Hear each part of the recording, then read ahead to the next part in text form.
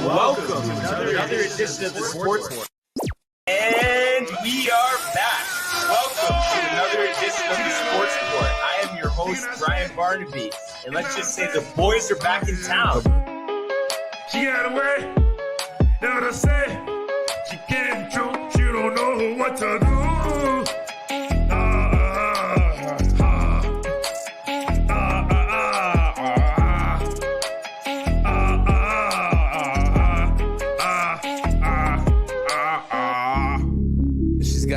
She's gotta go. Bye. I know that you love this flow. We just chillin', we just villains. We just chillin', we some villains. I love it up, get the ammo and I stick it up. I ride with shots on the top of shots. I bust the clip and I let it dip. I make it poop, make it explode. Touch your toes, hit your nose. Can you touch your toes?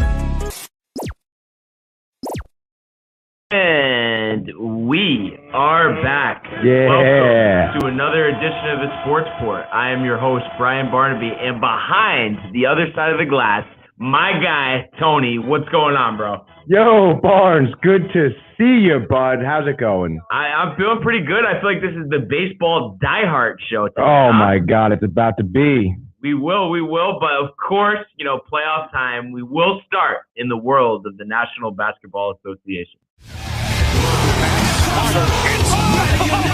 The Bulls LeBron James at the buzzer.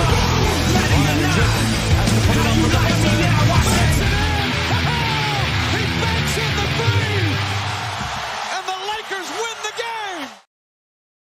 All right, so we did have one game, game 4 of the Eastern Conference Finals last night. And like we've seen all postseason, what we expect to happen doesn't happen. And all these, storylines come up that we just don't see. And going into this one, we're all thinking, okay, Trae Young will give it a go. He doesn't play. Well, he doesn't play. I mean, the Bucks should blow him out. That doesn't happen. The Hawks win 110-88, tying the series up at 2 games apiece. And we get another injury as Giannis only plays 24 minutes before exiting with a hyperextended knee. At first, you had a lot of people thinking it was an ACL. And of course, with these injuries, everybody's not always honest. So it's hard to say, what's true, what's not. But it was funny. Stephen A. Smith, who's very aggressive on Twitter, instantly saying it's definitely a torn ACL. Yeah, I know, right? Like, come on. Yeah, dude. it's like give me a easy, break, Stephen A. Steve. I mean, come on. So my prediction, honestly, Giannis has been waiting for this moment for too long. Obviously this is a tough and not ideal injury, but at the same time, I just feel like he's got to give it a go next game. So we'll see what happens there. But, his teammates in this one didn't, help him out at all. I mean, Middleton had 16, Holiday 19 and 9.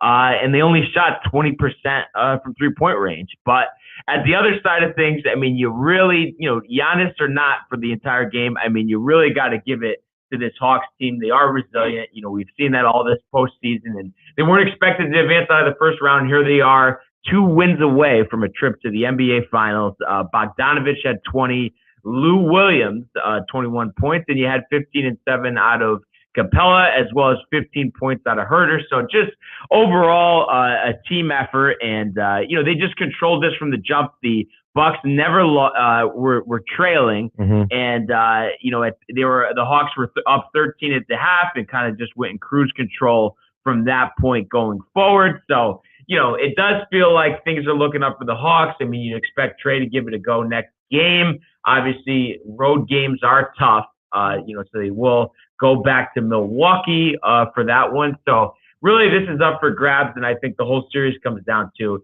is Giannis going to be okay? It seemed like they were considering putting him back in the game, but then they're down, 25 points. Right. And they just said, we're not even going to risk it. But the toughest part here, and I know you know this, Tony, there's been a lot of conversation about this. Sakura back in play for the one and only Michael T. Play, baby. How confident are you right now? I still feel pretty good, honestly, because like I said, I mean, knee extension. I mean, it's a tough injury, of course, but I just feel like, hopefully he can finish it out, but I just think he's going to give it a go. Like I said, I mean, he's been waiting for this for too long. He wants to silence those doubters. He wants to silence those Gino Ganellos, those Brian Grassos, those Michael Theophiles.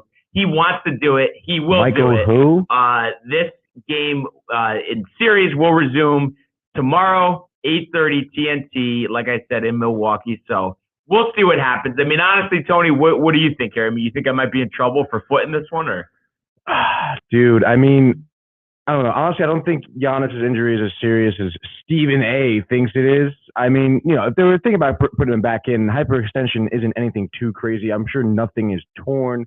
So I would expect to see him back, man. So I think you have a good shot. Yeah. So, I mean, I'm right there. Yeah. You just got to capitalize. And basically at this point, when you're 2-2, it's best of 3 for the series. So we'll see, what happens there as that series resumes tomorrow. And then tonight, Suns at Clippers, 9 o'clock ESPN. Second game in a row where the Suns, who lead this series 3-2, want to clinch their spot in the NBA Finals for the first time since 1993, when yours truly was only 1 year old. So obviously that was a long time ago. But I think, the task is a little tougher than we first thought here, because the Clippers, like we've been talking about the last couple of shows, have played way better than expected, without Kawhi and with Paul George at the helm and leading the team. So, I mean, there's really not much you could say. I mean, they've just done a great job. And I think this is going to come down to the battle in the paint. I think we were saying yesterday the Clippers had outscored them by 20, 25 points in the paint last game. And with DeAndre Ayton, I mean, that can't happen. And you have some bigger guys like Saric, like Cam Johnson, Booker attacking the paint. Chris Paul, obviously, likes to drive to the paint as well. So I don't expect that to happen. And I think, Chris Paul, Gino Ganello, and all Suns fans out there get what they're finally have been waiting for all these years, in a trip to the NBA Finals tonight. I think they do it. I think it's going to be another nail biter. I think Paul George is going to come ready to play, but I think they're going to get it done tonight.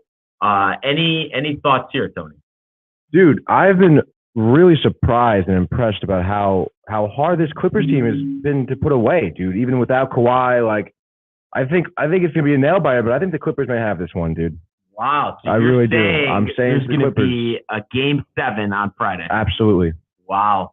Another Game 7 for the Clippers. That would be really something. And I know. We've seen late in series, they have fared well in these spots. But like I said, I just think also that, just kind of law of averages. I mean, the Suns have been pretty much the most consistent and most talented team all season, and have a couple clunkers in the row. You'd think Booker, right, due for a 40-point triple-double, Ayton possibly 20 and 10, and Chris Paul, 20 and 10. So I feel good about the Suns in this spot, and I just think because it's like, you lead a series 3-2, you drop Game 5, and then you drop Game. That you're headed down a very slippery path, and unfortunately, nobody knows that better than me. From a 3-0 series lead in the 2004 American League Championship Series.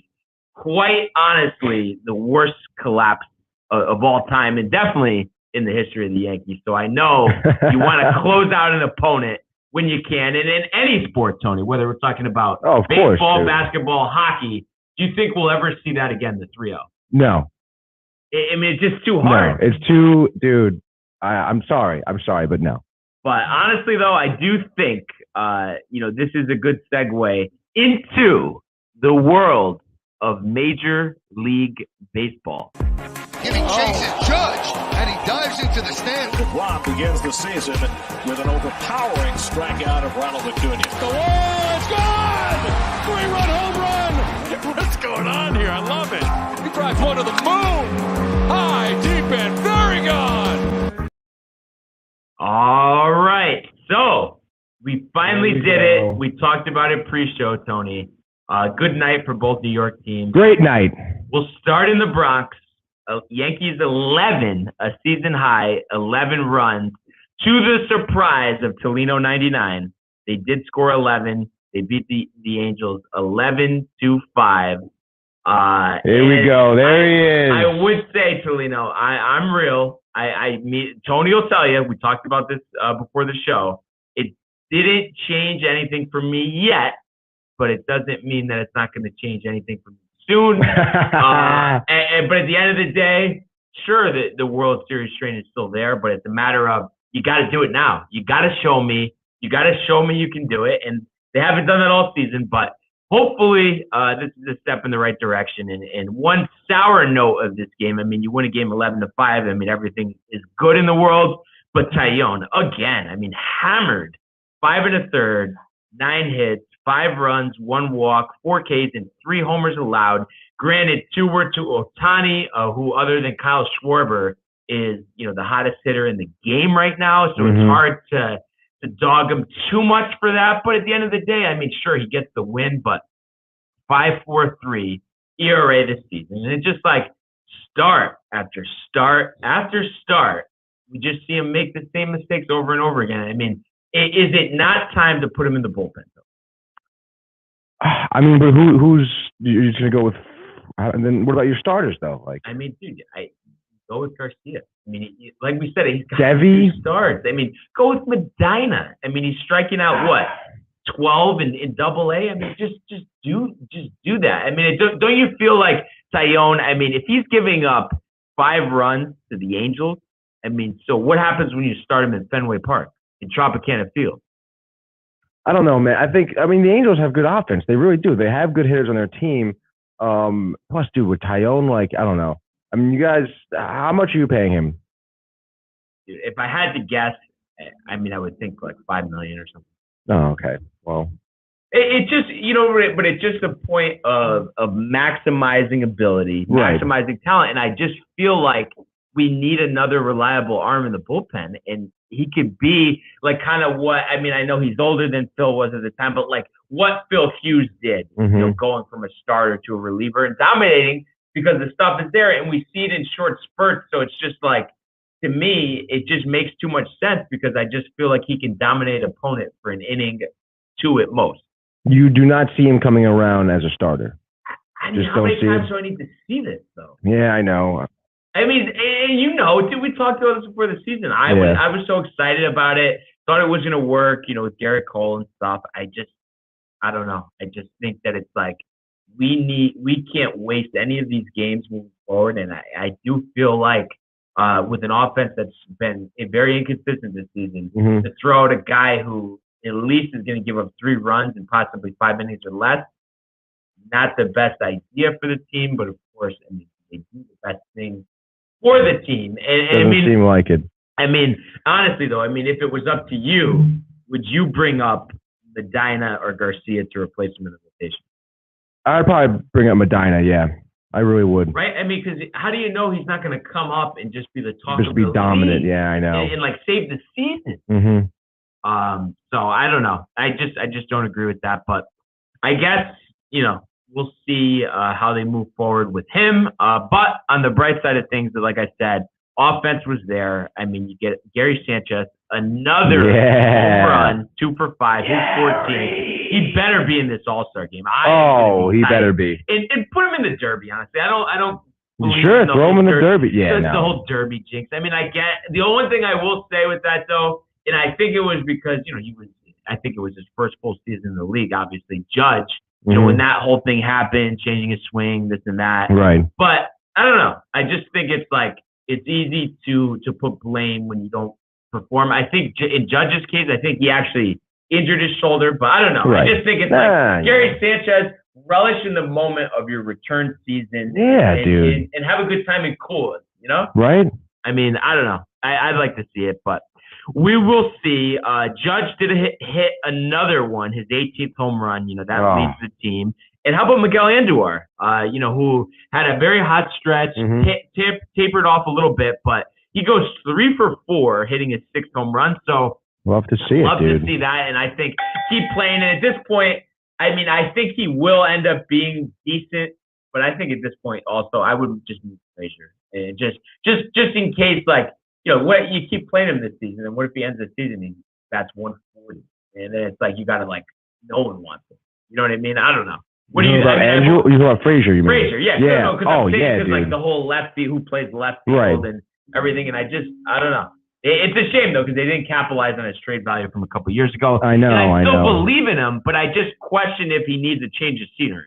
I would say yes, dude. I think he's, he's got skill for sure, dude. But I don't think he's just not consistent enough for the Yankees. They need someone better, dude. Yeah. Kind of like Rugi Odor. Rugi. Same thing. Nice to see Glaber wake up for a change. He goes 2 for 4, drives in 2. So that was a positive sign. And, overall, a season high in runs. 4 for 6 with runners in scoring position. And I ask you, Tony, is this a sign of the apocalypse? What are you getting nervous that the Yankees are doing well? It's got to be a bad sign, dude. No runners way. In scoring position? Runners haven't said that all year for the Yankees, dude. Oh, my God. But no, it's nice to see. Like you mentioned Torres, too. It was really nice to see him not swinging a ball 5 feet in front of home plate. But, dude, I don't know if they had some type of meeting or something, but they were looking very much more locked in as a team yesterday. I don't know what it was. I don't know if there was some meeting or if Boone said something to them or what happened, but they seemed like they really kind of banded together, which we rarely have seen this season so far. Yeah. So, I've said this a few times, since the season started. It's like, you have to play who's on the schedule and, good games that you have, and you do well and you hit well. It's like, even if it is against a weak opponent, it should propel you forward and give you the confidence that you can succeed. The only problem is we've seen this, and then like I've talked about with this Mets series coming up. Mm-hmm. Let's say they'll win the next 2 games, but then they'll get swept by the Mets. It's like We've seen that happen before, so it's like, how long can we keep saying, oh, maybe this will be the time when it just doesn't happen? But do you feel that just based on several players' performances having to get better and seeing signs of life out of LeMahieu, getting some more hits, and possibly Torres, this could be the start of it potentially. Do you feel there is hope and reason for optimism that this team, as currently constructed, can make some noise and at least qualify for the playoffs to begin with? I think it's very possible. This team, on paper, this team was very good. This year was no question. Dodgers, Yankees, World Series. They're just not executing the way they should be. And whatever the issue is, whether it's mental or just the physical approach to the game or whatever. I think yesterday was a good insight as to what they could do. Dude, a 10-run game is nothing to sneeze at, But I do think that consistency is going to have to happen, and I think tonight is going to be a really good test for them, especially with OHTANI pitching, and to see if their bats can kind of hold up here. Yeah, this is a tough spot, like you mentioned. OHTANI on the hill versus Domingo Germán, a guy who hasn't had a good start in about 6 weeks, so it's been a little bit of a tough spot for Germán. OHTANI, on the other hand, we're talking since April, he's only had 1 start where he's allowed more than 2 runs. Obviously, that's consistency, that's dominance. But, kind of a law of averages type of thing. Oh, maybe, he's due for a clunker, but then it's like against this team that struggles against quality pitching. You don't see it. They have surprised us at certain points this year, but I just think it's a very, very tough spot to be in. And I just, in my mind, and as hot as he's been, he just comes to mind because I've seen him do it a lot. I just see Sanchez swinging through that high fastball. 96 up in the zone. Yeah.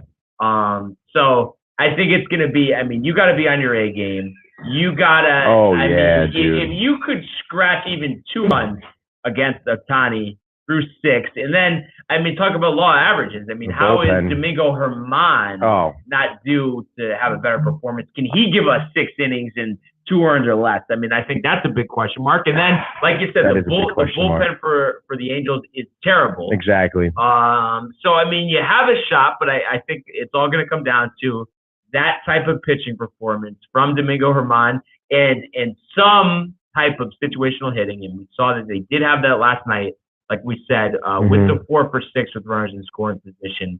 So, what are your kind of expectations, predictions for what we're going to see out there tonight? Honestly, dude, I think Herman might go 5, honestly. And I think OHTANI's going to go 7, and I think the Yankees are going to lose 4-1. Sorry, bud. Nah, I'm just kidding. But before I give my prediction here, more Yankee hits or OHTANI Ks tonight? OHTANI Ks. Tough. Dude, it's tough, bro. Tough it is. Spot.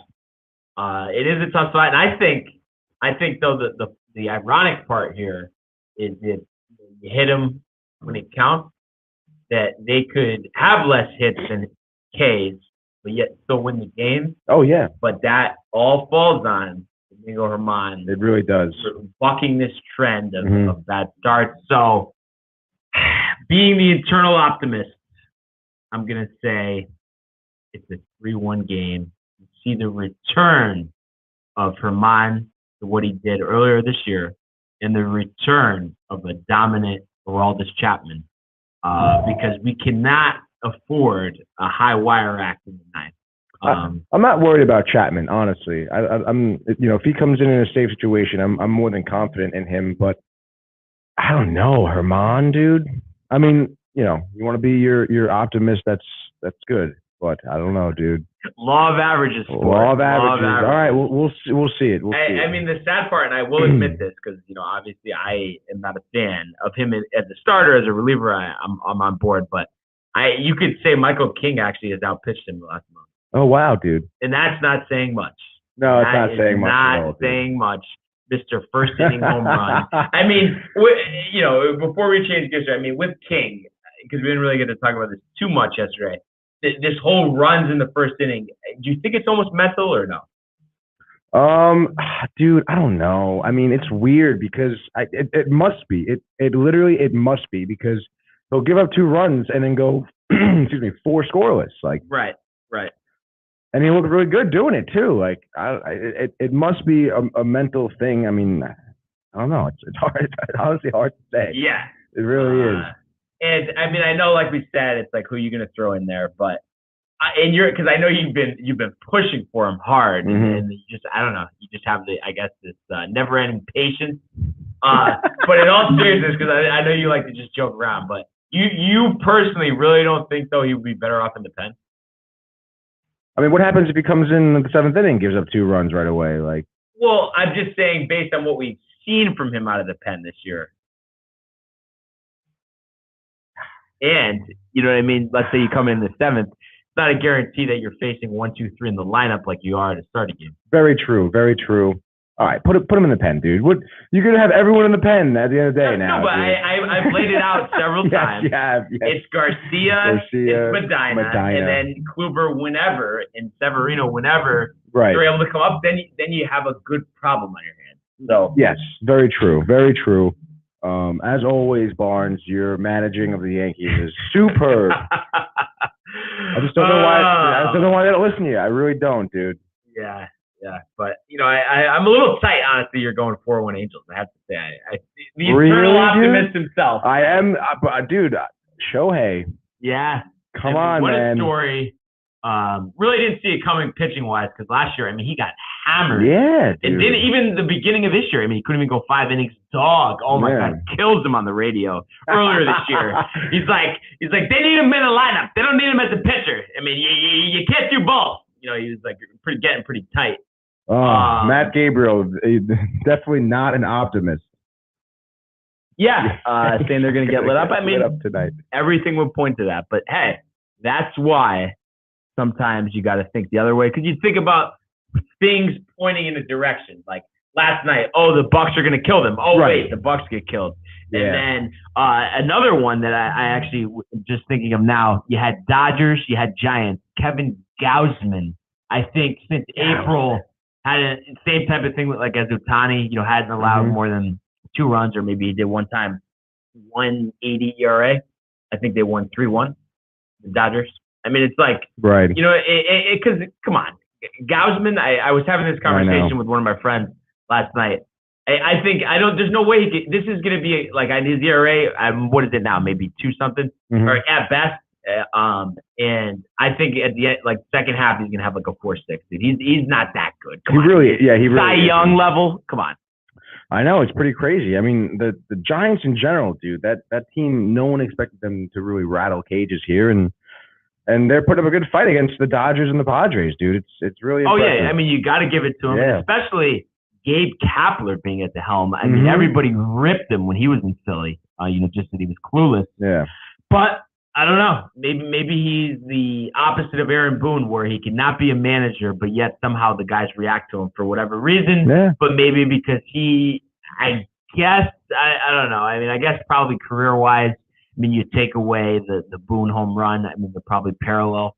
Maybe Boone did a little better, but it's not like Boone was that great. The better Boone was definitely Brett Boone, the former Mariners second baseman, despite, I think, putting up a goose egg in the home run derby many, many moons ago. But that just happened to came to mind.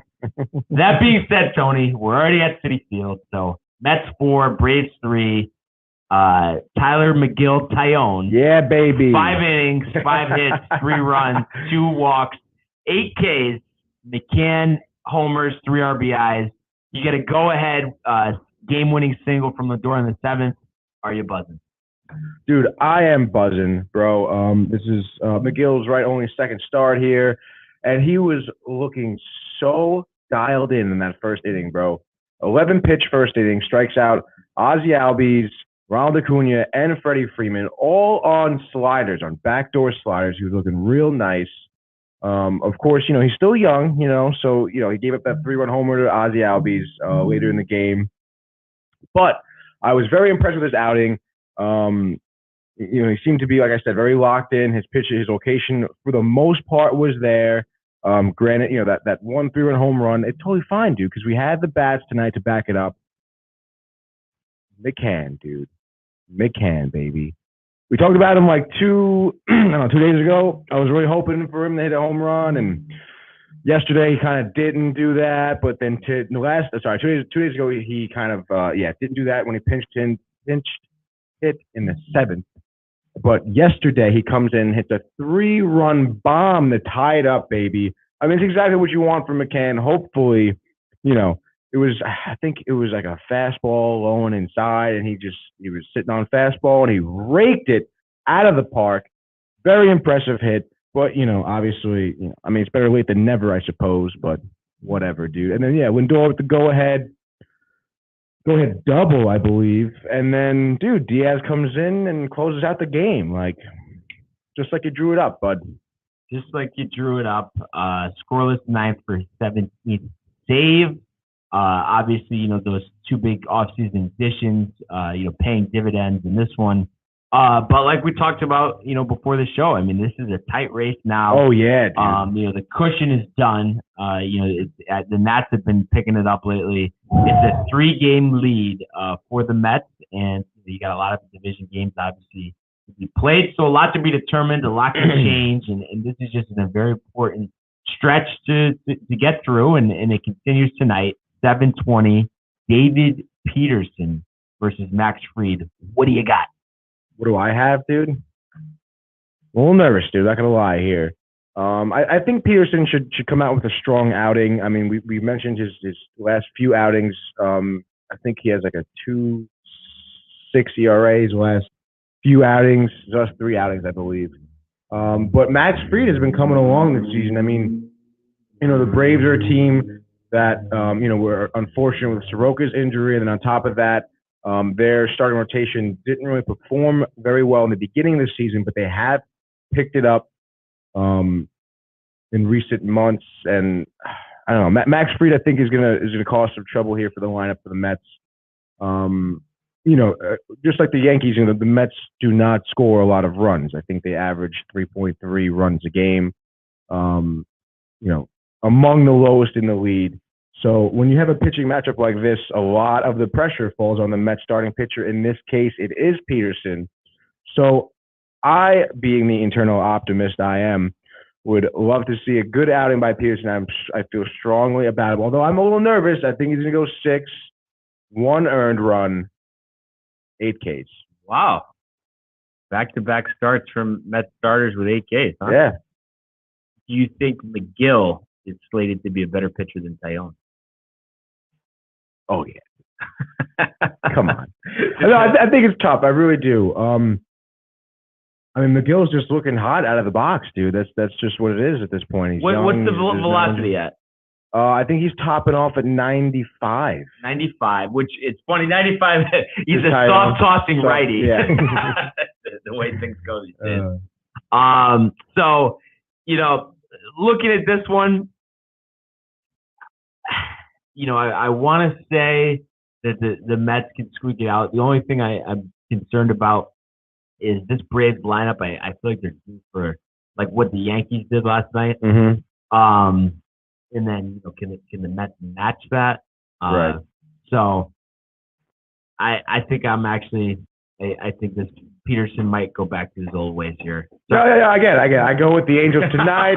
You're gonna go with the Braves. You're kind of tight. Whatever. No, I get it, dude. I get it. So give me 5 innings, 9 hits, 5 runs, 3 solos. Oh my God, and dude. 1 K with 6 walks from Peterson as he goes back to his old ways. You know what, man? You're a jerk. Okay, you're mean. You're mean. 5 innings, 5 earned runs. Oh, how about the 6 walks? The 9 hits. How about that? You're mean, dude. And then one other Met note here: Dellin Betances continues his rehab in the minors. He currently, in his couple stops he's made, has a 19.64 ERA. Would you say that again? 19.64 Okay. ERA. He's expected to make a few more appearances this week before being activated. They're talking about low leverage / long relief role. I mean, dude, just try it. I mean, so Tony, honestly, based on that, you're kind of saying you'd rather just see them cut bait now. No. I mean, come on, dude. Give him the shot. This is the shot. This is the shot, dude. But then after that, man, that's it, dude. Like you can't take it anymore. No, that's it. Dude.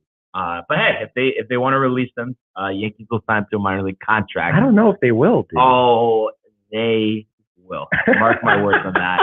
Because especially if they release him, they'll have to pay him the minimum. And you know that he wants to once again don the pinstripes. So keep that in mind. Mm-hmm. And as we wrap up our baseball segment here, we do have another golf tournament this week. The Rocket Mortgage Classic begins at Detroit Country Club tomorrow. This is actually only the 3rd year of this event. They hadn't had a consistent tour stop in Detroit, I possibly ever or in a long time. So this has turned into a nice event, and you get it back on its normal spot in the schedule because last year a lot of guys pulled out, which some did this year, but more guys are in this because in preparation of the Open Championship in a couple weeks, like I mentioned, at St. George's. So you look at the field here. Bryson DeChambeau, he's your defending champion last year. This really propelled him to his U.S. Open win later in the season. All the tournaments were messed up. But you look at who he's going up against. I mean, you got Will Zalatoris, a younger golfer who's kind of really, jumped on the scene, made a run at the Masters, had a good run. And speaking of the Masters, our Masters champion, Hideki Matsuyama. You have Jason Kokrak, who is the only 2-time winner on tour this season. So he's in the field. We do have Webb Simpson, the former U.S. Open champion, the former Masters champion, Patrick Reed, the former PGA champion, Jason Day, this year's PGA champion, Phil Mickelson, and the 2-time Masters champion and the collapse artist this past week, Bubba Watson. So you got some names out there. You got some names, but just kind of taking a look at this. I know he won the Farmers Insurance Open earlier this year, but kind of, he's been in the conversation, but really hasn't had a strong tournament really since then. start to finish. So I would say here, give me Patrick Reed. I think he becomes the second two-time winner on tour this year. But I do think that you will see Hideki Matsuyama and Bubba Watson finish top 10, have some good days. Ooh. I unfortunately, and I think after this, I mean, just rest till the Open Championship. I think we're looking at a miscut here for Phil. Yeah, you know what, dude? I think you're right. I think we don't realize that he's just played through a couple tournaments. Right. He like that. It takes a lot out of you to win a major. Oh, absolutely. And, you see him, I mean, I don't know. Not to say that he doesn't care, but he seems to be kind of, like you said, coasting, resting, So I like Bubba Watson for the Rocket Mortgage Classic here. Wow. I want to see Bubba rebound. Hell yeah, dude. After that 6 over par on the back 9 at CC River High. Absolutely. He's going to come back with a vengeance. And another guy, I mentioned quickly here, Jason Day. You feel bad. You saw him limp in with the back.